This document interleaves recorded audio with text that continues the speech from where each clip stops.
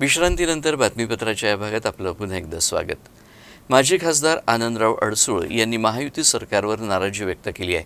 केंद्रीय गृहमंत्री अमित शहा यांनी मला राज्यपालपद देण्याचं आश्वासन दिलं होतं, मात्र ते त्यांनी अजूनही पूर्ण केलं नाही।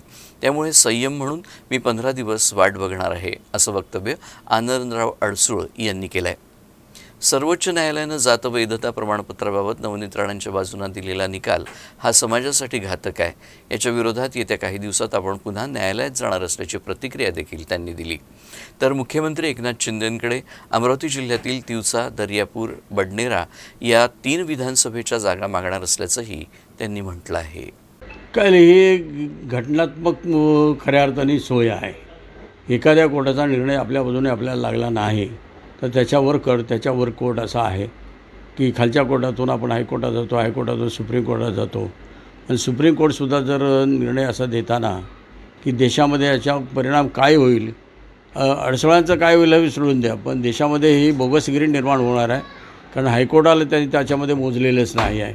हायकोर्टाचा 108 पानाचं रिपोर्टिंग जजमेंट असतानासुद्धा की हायकोर्टाला अधिकार नाही, कारण कमिटीला अधिकार आहे, तो हायकोर्टाला आहे। हे आश्चर्यजनक ही परिस्थिती आहे, कारण कमिटीने घेतलेला निर्णय अंतिम आहे। असं असेल तर लोक उद्या त्या कमिटीला पैसे देतील किंवा वशिला लावतील आणि बोगस सर्टिफिकेट घेतील आणि देशामध्ये मग ॲडमिशन मिळवणं असेल, नोकरी लागणं असेल किंवा हे निवडणूक लढणं असेल तर हे लोकांना सोपं होणार आहे। आता एक केस लॉ झाला तो हायकोर्टाचा निर्णय मी समजू शकतो, म्हणजे ज्यावेळी सुप्रीम कोर्टाचा निर्णय येतो त्याला आपण केस लॉ म्हणतो आणि त्या केस लॉच्या आधारे ह्या घटना घडू शकतील। ही सगळ्यात वाईट परिस्थिती आहे।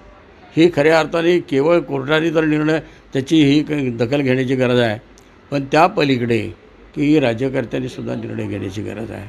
हा चुकीचा निर्णय आहे आणि याचे परिणाम काय होणार आहेत याचं गांभीर्याने त्यांनी लक्षात घेऊन त्याच्यावर काहीतरी तात्काळ उपाययोजना करावी लागल्या आणि ते करणार नसतील तर जी सोय आहे क्रिएटिव्ह ॲप्लिकेशन करणं सुप्रीम कोर्टामध्ये ते मी करणार आहे।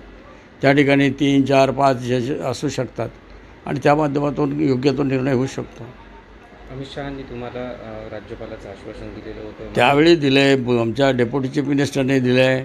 आता ह्या गोष्टीला डेप्युटी चीफ मिनिस्टरच्या गोष्टीला जवळ 25 महिने झाले, अमित शहाच्या गोष्टीला आता जवळपास 2-2.5 महिने झाले।